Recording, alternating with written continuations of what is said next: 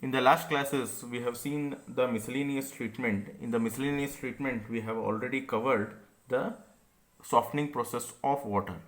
In today's class, we will be seeing the fluoridation and defluoridation of water. Okay, so now before going to the fluoridation and the defluoridation, we should first of all learn how that fluoride comes in water and how it is important for the human life. Now we'll see how the fluoride content in water is going to helpful, and then we'll see how the fluoride content comes in water. Okay. Now how the fluoride content is going to be helpful for the human life. It helps in strengthening or developing of teeth and bones. Okay. It has been believed that during the formation of a permanent teeth in children, the scarcity of a fluoride in consumed water may lead to the formation of weaker tooth enamel, leading to the early tooth decay. So if we want to reduce the decay of the teeth, right, we need to have the fluoride content in water. It had also been wisely suggested that fluoride also provides the beneficial to older people in reducing the hardening of arteries, and as fluoride stimulates the bore formation, it is helpful in the treatment of osteoporosis. Now, what that sentences tell is, it is fluoride content is necessary for the development or the strengthening of teeth and bone. Now, our IS code suggests that the fluoride content should be there in between 1 to 1.5 mg per liter. Now, if the fluoride content, if it is less than 1 mg per liter, also it is going to create a problem, and more than 1.5 mg per liter or bit more higher than that is also going to create some problems. Now we'll see how the fluoride content will come in water. Now we'll see how the fluoride content will be there in the surface water. Now when precipitate is going to occur, right, so the water is going to come from the different surface areas, and then it is going to be collected in the wherever the downstream is there, it is going to be collected. Okay. Now whenever the water is flowing into this particular catchment area, it will be having a contact of soil and various rocks. So when it is going to be have a contact of the soil and rocks, the fluoride content will be coming into this particular surface water. This particular fluoride is particularly a mineral which is you are going to find it in the rocks and minerals. So here you are in the surface water, since the contact of water with the rocks and minerals is bit less, right? So here in the surface water you are going to find a less quantity of fluoride content in the surface water as compared to the groundwater. Now we'll see how the fluoride content will come into the groundwater. Now when the precipitate is going to occur, right, due to with the runoff water whichever is going to flow on the earth's surface is going to percolate through the pores of the soil, and it is going to be stored as a groundwater. Now when the water is going to percolate with the soil and it is going to be collected into the groundwater, it is also going to pass through the various rock layers. So rock layer will be normally it will mineral will be, the fluoride will be there, and then it is going to be collected into the groundwater. Now this is how the fluoride content will be there in the groundwater. Now as compared to the surface water, normally fluoride content will be more, it will be there in the groundwater due to the contact of rock and minerals. But various places in our India and many places, we are going to have the problem of a fluoride. Now when we take excessively, we are going to take this particular groundwater, what will happen? the water level will go further down, and here there is a more contact of groundwater. Well, groundwater is will be in contact with the rocks and minerals. So as we exploit the groundwater, the water level will be getting further reduced, and the water will be having more contact with the rocks and minerals, and the groundwater, the downward groundwater or the deeper groundwater will be having more amount of fluoride content. Regarding how in the various countries or in India, how we are going to see which are the various places which are going to be get affected by the fluoride, we are going to see it further.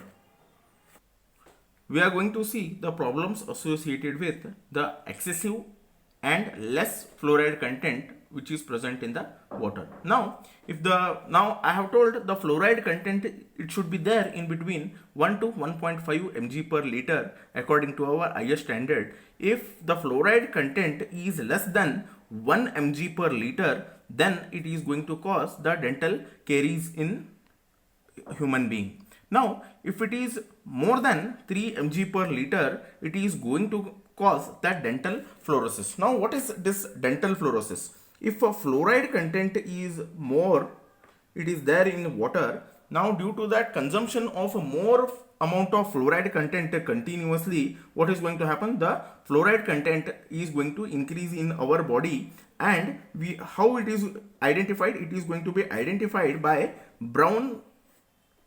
These are patches we are going to see on the teeth. Right, this is an indication of a dental fluorosis. Now when it is going to occur? When the fluoride content is more than 3 mg per liter of water, fluoride content is there in water, then we are going to see the dental fluorosis. Now if the fluoride content, this is one type of fluoride problem. Now if the water content is going to have more than 5 mg per liter to 20 mg per liter, we are going to have the skeletal fluorosis. This skeletal fluorosis is nothing but the irregular growth of the bones. We call it as a skeletal fluorosis. Now if the fluoride content is less than 1 mg per liter, it is going to cause the dental caries. We have seen the problems and how it is going to be, the fluoride content is going to be beneficial for the human beings. We have seen it. Now we will see the fluoridation. What is fluoridation and what are the different fluoridation methods? What is defluoridation and what are the different methods of defluoridation we are going to see. Now what is fluoridation? If the fluoride content is less than 1 mg per liter in water, we are going to add the fluoride content to that particular water externally. That is nothing but called as a fluoridation. The addition of fluoride content in water, if the fluoride content is less in water, we are going to add the fluoride content externally. That is nothing but called as a fluoridation. Now what are the different methods available for this particular fluoridation? We are going to have the sodium fluoride, and then sodium silicofluoride, and then hydrofluosilicic acid. That is, sodium fluoride will be having the formula NaF, and the sodium silicofluoride will be having the formula Na2SiF6, and the hydrofluorosilicic acid, it is having the formula H2SiF6. So normally these are available in the powder form, but we are going to add this particular fluoride content in the solution form into the water.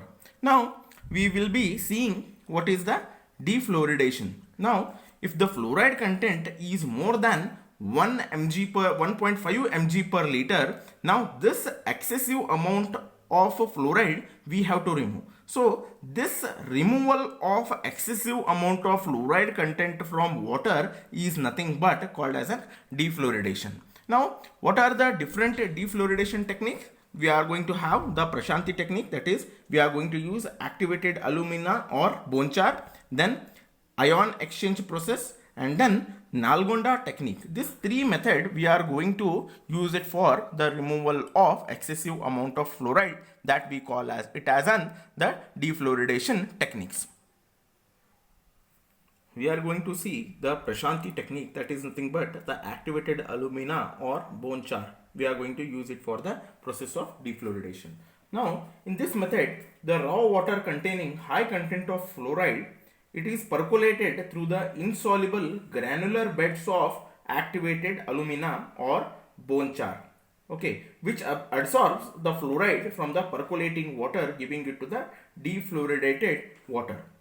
Now, activated alumina found to be an excellent medium for the removal of excessive amount of fluoride.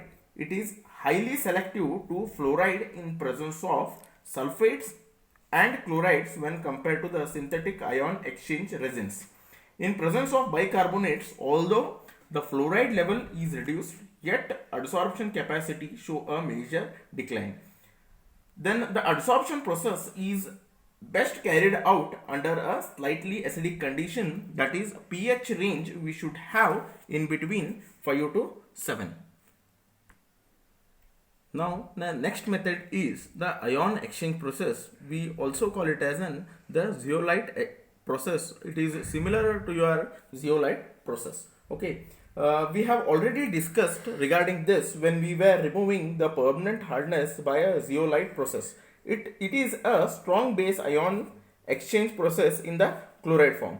As water passes through the bed of resin contained in a pressure, fluorides and other anions contained the like arsenic nitrate present in water is where exchanged with the chloride ions of resin, thus releasing the chlorides into water and absorbing the fluoride content which is present in the water. The arsenic and nitrate ion are also going to be removed in this particular process.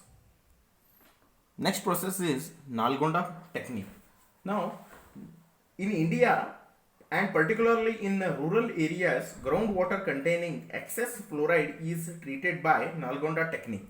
This technique is to be more simpler and economical than the ion exchange process, since it does not involve regeneration media and employs chemicals which are readily available and easy to operate and maintain using the local skills.